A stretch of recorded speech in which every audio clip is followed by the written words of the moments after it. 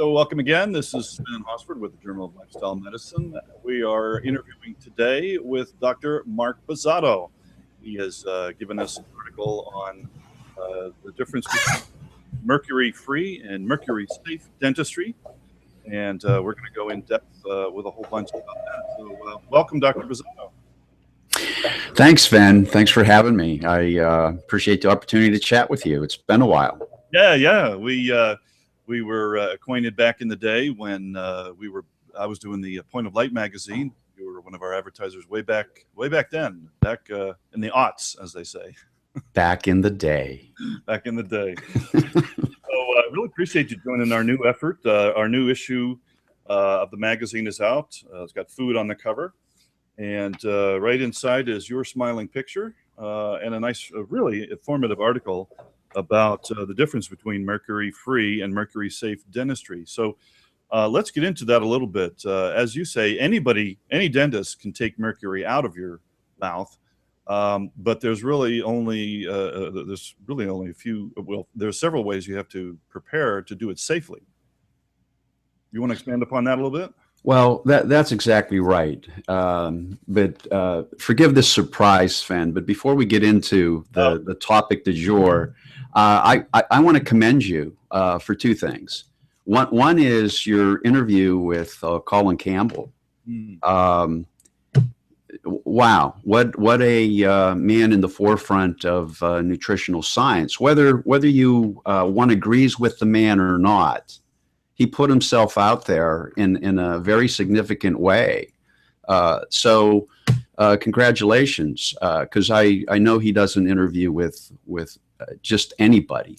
And the second thing with that in mind is that, being on the forefront, alternative practitioners, we expose ourselves. And we have our important work to do, but you're getting this information out there to the masses is, I believe, every bit as important. So I just want to applaud you for being in the alternative medical promotion business, if that's what you call it. Well, it's funny because I don't even like to think of it as alternative. It's natural. It's what works. It's functional. I mean, functional medicine is now a term being used. It's integrative. It's complementary. It's all the stuff. It's self-care. Really, it's about self-care. It's the things that we all should know. These are the things our doctors should be teaching us, telling us, keeping us informed about. And just because of the system, even doctors that want to do it the correct way and really want to inform their clients don't have the time, don't have any way to be reimbursed for it, so it's really up to us to get the word out there and keep people informed and keep pushing the real science, because as they say in the movie, the truth has a way of not going away. Or I can't remember how they phrased it, but the truth always sticks around. Well put. And actually, what we're talking about here is tribal knowledge. That this is the knowledge that sustained our ancestors tens of thousands of years ago in order to have one more generation. This was medicine as it was practiced before, back in the day. Right.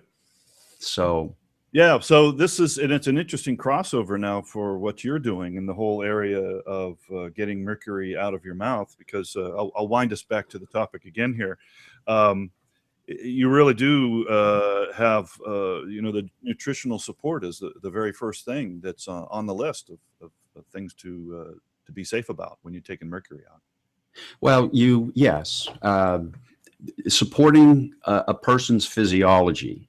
It's the Virchow Pasteur argument. It's the host. You support the host, and Pasteur, he accepted that on his deathbed, and Virchow was right. You support the host; it can deal with more. The miracle of our immune system is what gets us healthy. Natural practitioners know best, I believe, how to position a person's body so it can heal better, faster, more completely. You know what? As I'm sitting here listening to that, I'm wondering maybe we should even start with why mercury is dangerous and why you need to get it out, and what arguments can I have when I go see my 72-year-old dentist and he tells me, it's perfectly safe. I've been doing it for 50 years. What's the good arguments there? Well, and the problem is you're going to get the same arguments from a 27-year-old dentist who's been practicing 6 months, and all the allopathic dentists in between. Unfortunately, this has been politicized. So, and what I mean by that is that the dental scientists are no longer just looking at the science of it. The American Dental Association holds the patent on amalgam. It's taught in medical school or dental school that it's okay, that the mercury vapor released is not enough to cause disease in the human being.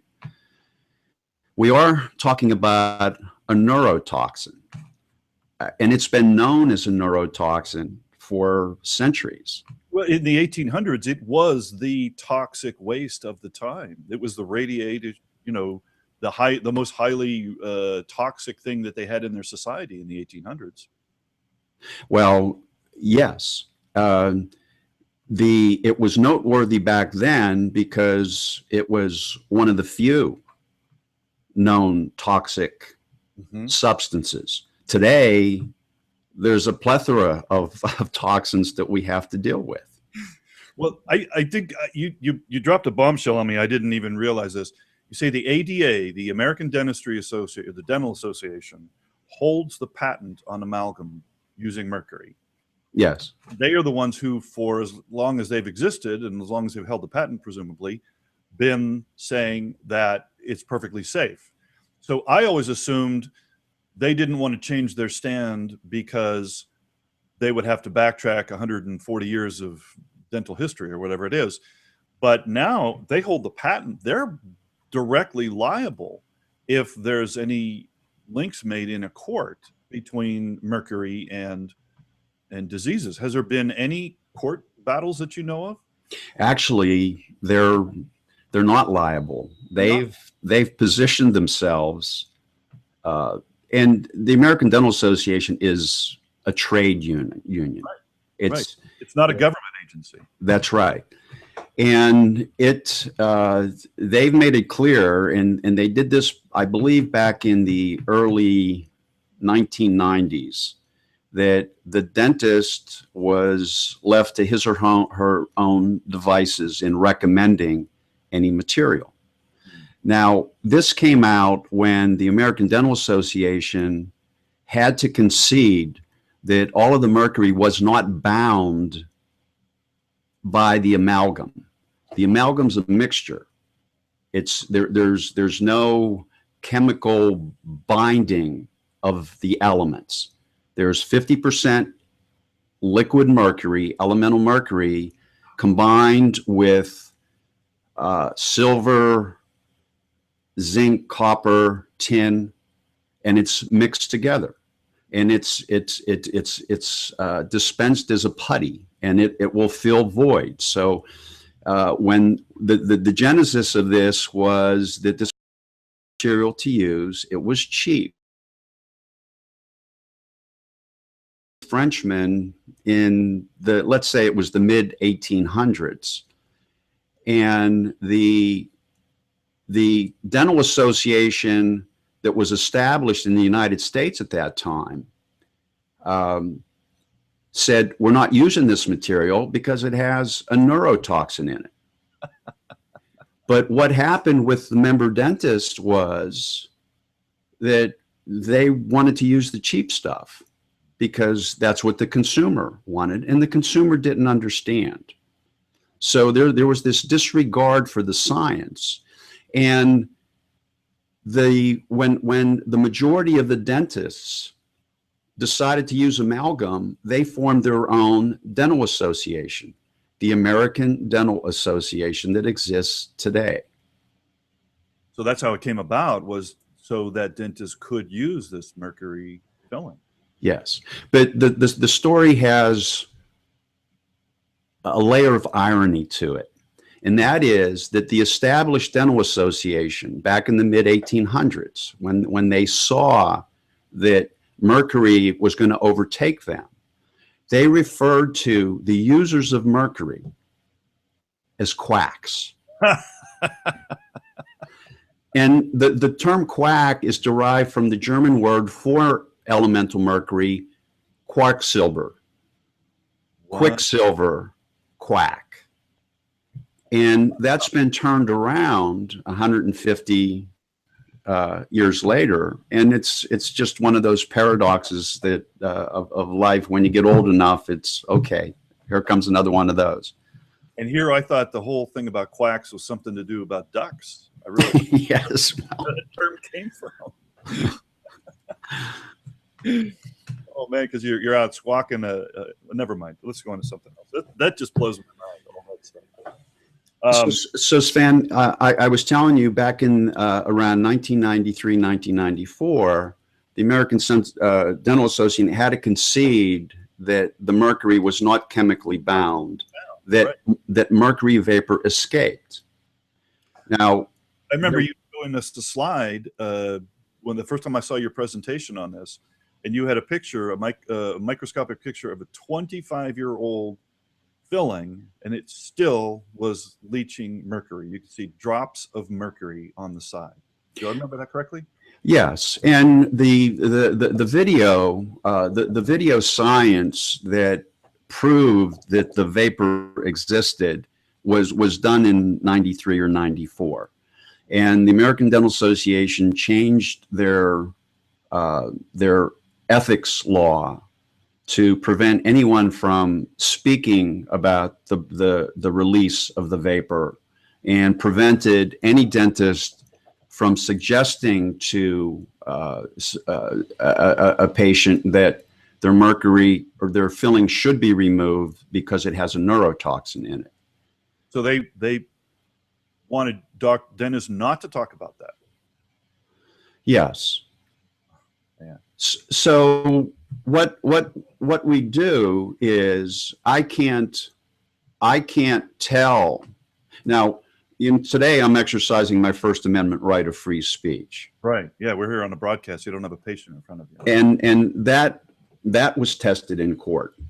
And a New England area dentist was totally beat up, drained of finances, career ruined. But he won, and God bless him. He won the right for any alternative practicing dentist to talk to someone like you, like I am today.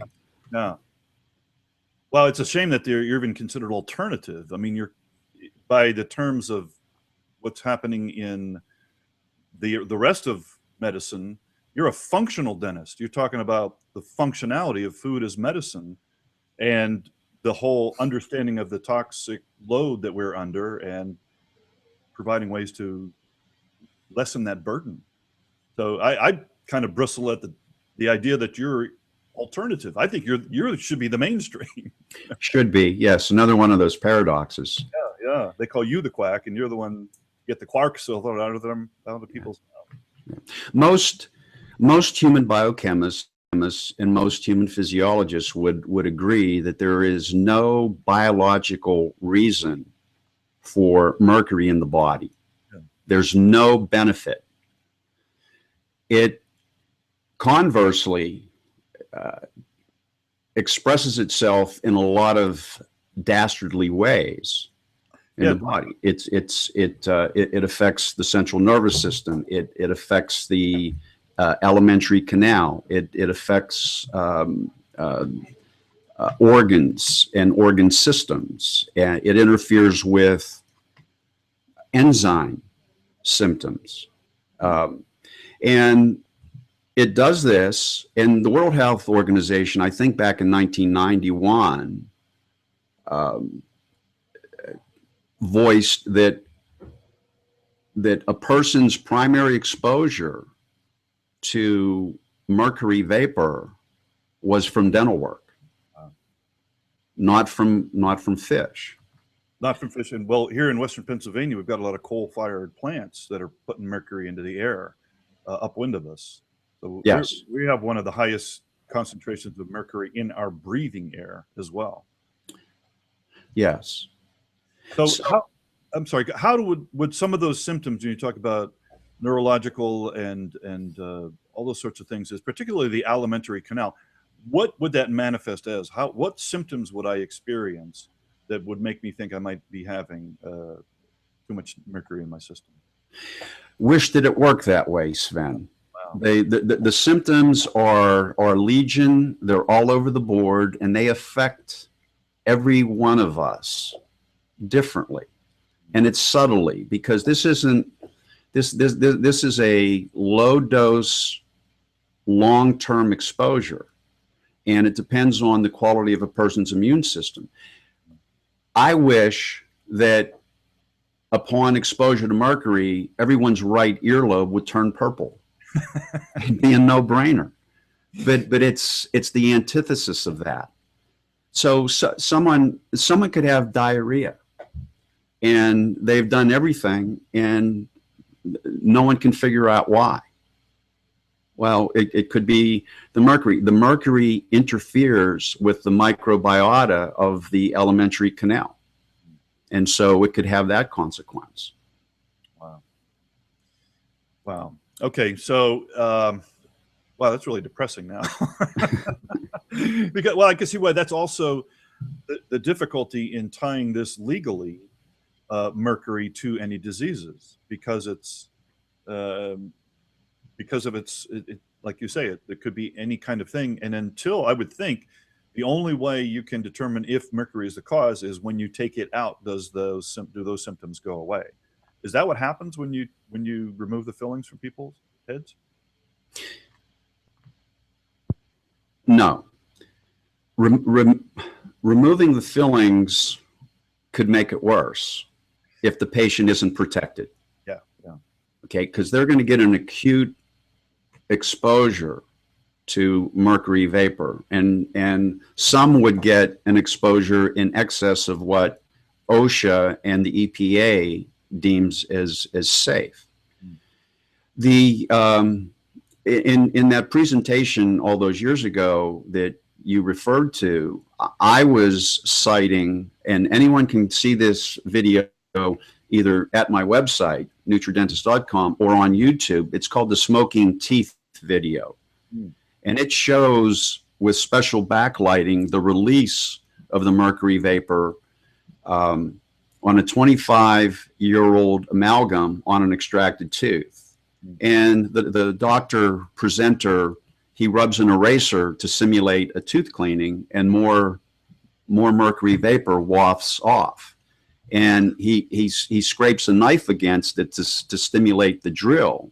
And there's just a ton of the mercury vapor that's released. So any dentist knows how to remove a mercury filling. It's done every day. What shouldn't be done is be unprotected and then have another mercury filling placed. There's another dentist that say they're mercury free. They don't place amalgam fillings, but they're oblivious to the functional reasons, the biochemical and physiological reasons for protecting their patient. And then there's dentists like myself who are mercury safe. We treat the mercury filling as a neurotoxin. We treat it very seriously because we understand the adverse impact on the patient. So the protocol that I follow is according to the International Academy of Oral Medicine and Toxicology, an organization that has been around since, I believe, 1987. And they review the protocol all the time. As a matter of fact, I've added a step to the protocol since I wrote the article, which is having my patient swish and swallow a slurry of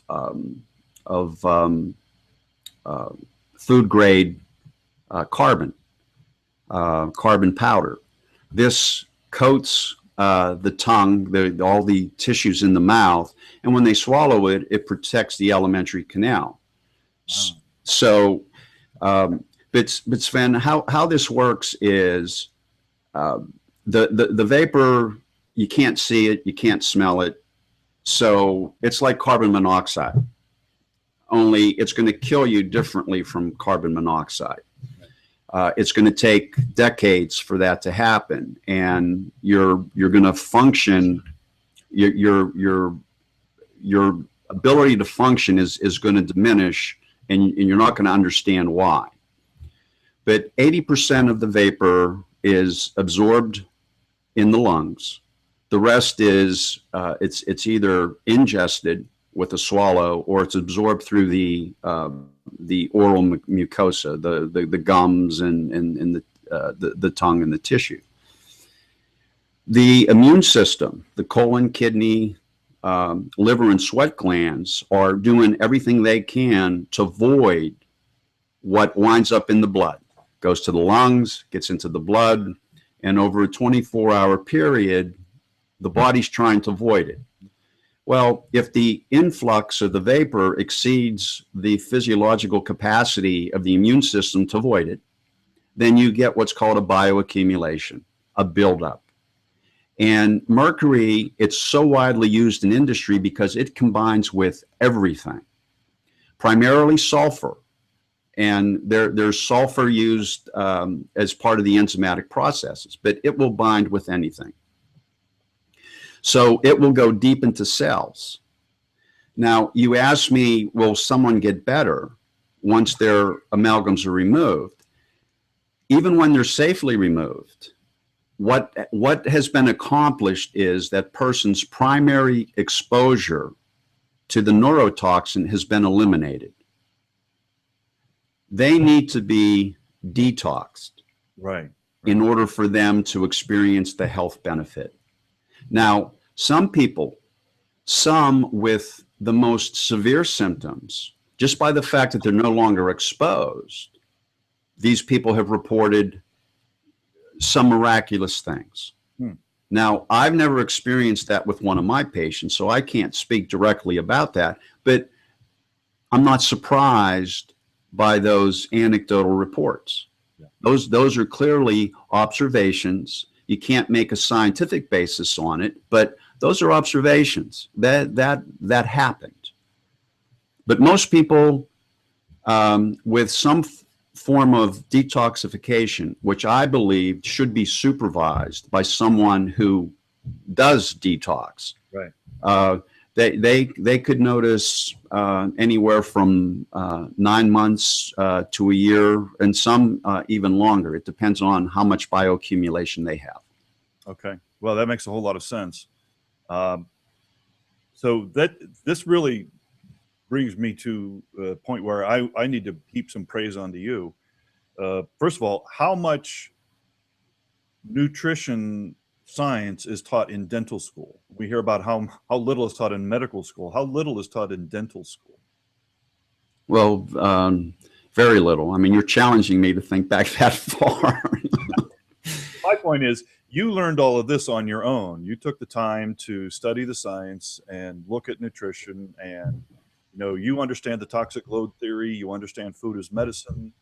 I mean, all of that comes along with this understanding of this deadly neurotoxin that we've been putting in our heads for over 100 years. So well, I want to praise you for taking the initiative, not sitting still, and going out here and learning this stuff, and then standing up and taking a stand. As you say, people that know this stuff have to stand up and make it known. So good on you, sir. Well, thank you. And I'll throw a teaser out there to your audience. One of the things that we can talk about sometime in the future is the metabolic theory of tooth decay, which involves the nutritional sciences. There are ways to stop and reverse tooth decay. That's a great teaser, because that's actually a question I was going to ask, but I thought I might hold off. But would this involve oil pulling at all? Well, it could. Yes, it could. But that would, I mean, there's plenty of talk about. So let's just leave it a tease. Yeah. Well, that's a great tease, because of course, as I think the ADA says, once a cavity is a cavity, you can't just fill it in by any natural means. Is that what they believe? Yes. Okay, we'll just leave it at that. That's really Yes. good. Well, Mark Buzzatto, DDS, Dr. Mark, it's great to see you again. It's great having you here on the podcast. Anything else you want to share about this subject? And again, this is from our latest issue, article on Mercury safe dentistry. What's a parting thought for us on this subject? Well, just the reminder that there is a difference between mercury free and mercury safe. And that any listener out there that is curious, certainly if they're concerned about their potential exposure to mercury and what it might do to their bodies, should take a look at the YouTube video on the smoking tooth. Go to the International Academy of Oral Medicine and Toxicology's website, IAOMT.org. Look at the information on nutridentist.com. There are many other resources, and go to your dental practitioner and question them. And unfortunately, I hear stories about how some of my new patients, they just get tired of arguing with their practitioner. They just want to be protected, and don't expect to compel or persuade your practitioner into this. This is a science in the protection. And when you read the article, you'll understand a little bit about why these steps are taken. But every one of us, we're responsible for our own health. We're responsible for protecting ourselves from the toxic world. We're responsible for feeding our bodies as nutritionally as we know how. Only a fool would rely on the government and the agencies to protect ourselves. That's been unfortunately proven. Well, that's good advice, and we are hopefully the gathering of the non-foolish right here. Dr. Mark Buzzatto, it's great having you on today. Thanks very much. My pleasure. Thank you.